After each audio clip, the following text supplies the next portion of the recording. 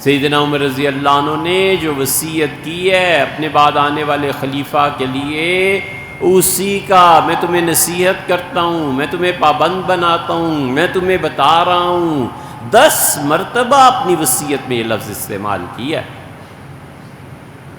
اسی کا بتقوی اللہ، میں تمہیں پہلی بات جس کا پابند کر رہا ہوں، اللہ سے ڈرتے رہنا، لا شریک لہ، اللہ کا کوئی شریک نہیں ہے، اس سے ڈرتے رہنا۔ پھر دوسری اوصی کا، میں تمہیں اس سے بھی پابند کرتا ہوں میرے بعد آنے والے خلیفہ، اس بات کا کہ مہاجرین کے ساتھ ہمیشہ نیکی کرنا، یہ اسلام کی اصل ہیں۔ انہوں نے حضور اقدس صلی اللہ علیہ وسلم کا ساتھ دیا ہے۔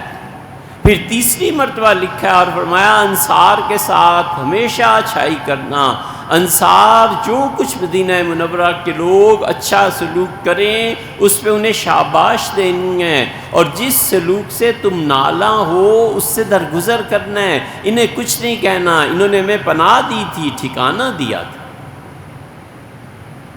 پھر فرمایا چوتھی مرتبہ کہ دیکھو شہروں میں جو لوگ رہتے ہیں ان کا خیال کرنا، انہیں انصاف مہیا کرنا اور زندگی کی آسائشیں انہیں دینا، ان کا بڑا حق بنتا ہے۔ پانچویں مرتبہ فرمایا کہ اسی کا، میں تمہیں پھر نصیحت کرتا ہوں کہ دیہاتیوں اور گاؤں میں رہنے والے لوگوں کا خیال کرنا۔ عربوں کا اصل مادہ یہ ہے، عربیت یہاں سے اٹھتی ہے، قومیت یہاں سے اٹھتی ہے، جتنے لوگ دیہات میں رہتے ہیں ان کا خیال کر۔ پھر چھٹی چیز پہ آئے ہیں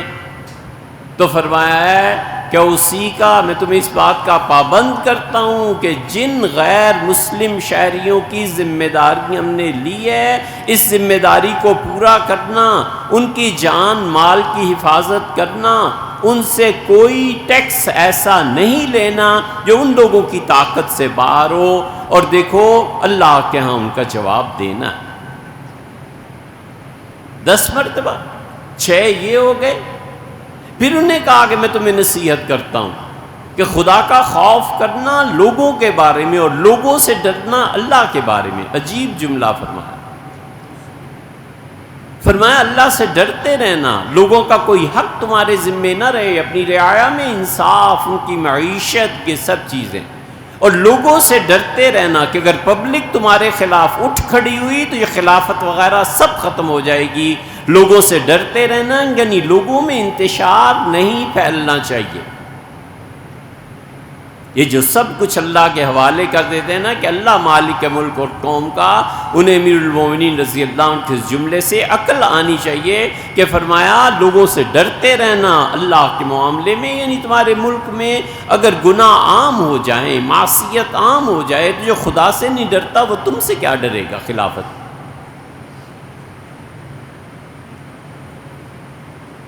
اس کے بعد پھر خلیفہ کو نصیحت کی ہے،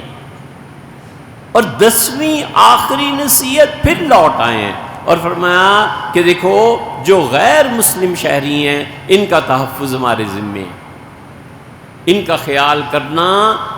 اور بہت زیادہ ان کا خیال، اس لیے کہ سیدنا عمر رضی اللہ عنہ نے یہ سنا تھا، وہ جانتے تھے حضور اقدس صلی اللہ علیہ وسلم نے فرمایا تھا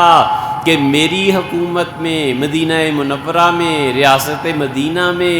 اگر تم نے کسی غیر مسلم کو پناہ دے رکھی ہے اور وہ تمہارا شہری ہے، اگر اس کو کچھ ہو گیا تو قیامت میں اللہ کی عدالت میں اس کا وکیل بن جاؤں گا اور تم میرے دشمن ہوگے۔ ہم کس بے دریغی سے انہیں قتل کرتے ہیں، کس طرح ان کے گھروں کو جلاتے ہیں، کس طرح مندر توڑتے ہیں، کس طرح گرجے توڑتے ہیں، شرم حیا نہیں آتی آخرت میں کیا ہوگا؟ رسول اللہ صلی اللہ علیہ وسلم اس مسیحی، اس ہندو کے ساتھ کھڑے ہوں گے اور کہیں گے کہ میری امت میں یہ نالائق تھا اور اس نے باوجود اس ملک کے شہری ہونے کے اس کے حقوق کو ضائع کیا ہے۔ اللہ انصاف کر، کوئی ٹھکانہ ہے جہنمی ہونے کا کہ رسول اللہ صلی اللہ علیہ وسلم قیامت میں کسی کے خلاف کھڑے ہو جائے؟ یہ ہماری ذمہ داری ہے،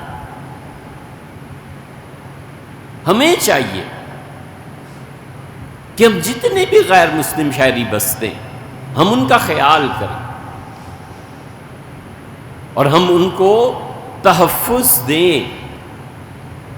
10 مرتبہ سیدنا عمر رضی اللہ عنہ فرمایا ہے اوصیک اوصیک اوصیک، میں تمہیں نصیحت، میں تمہیں پابند بناتا ہوں اس بات۔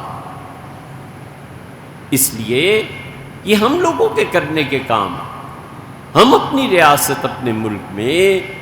امن کو قائم کریں، ہم اپنی ریاست میں جو اپنی ذمہ داریاں ہیں اس کو سمجھیں، ہم اپنے بچوں کو سمجھائیں کہ مذہب کی بنیاد پر تفریق کر کے نیکیاں نہیں کی جاتی بیٹے، نیکی جو بھی کرنی ہے خلق خدا کے لیے عام کام کرنا ہے۔ آپ ذرا اپنے دل پہ ہاتھ رکھ کے سوچیں دماغ سے، پچھلے 200 سال میں ہم نے کوئی ایسا کام، پچھلے 70 سال میں اس ملک پہ کوئی ایسے کام کیے ہیں جن سے یہودی، عیسائی، سکھ، ہندو سب فائدہ اٹھا رہے ہوں؟ سندھ میں کتنے کام ایسے کیے ہیں جو ہندو مسلمان سب فائدہ اٹھا رہے ہوں؟ کتنے اسپتال ہم نے بنائے، کتنے پانی کے ذخیرے ہم نے اکٹھے کیے ہیں، کتنے ڈیم ہم نے بنائے ہیں، پرائیویٹ سیکٹر میں کتنا کام ہوا۔ اس لیے وہ نیکی جو سب کو نفع دے، مذہب کی تقسیم کے بغیر، یہ رسول اللہ صلی اللہ علیہ وسلم کا مزاج ہے۔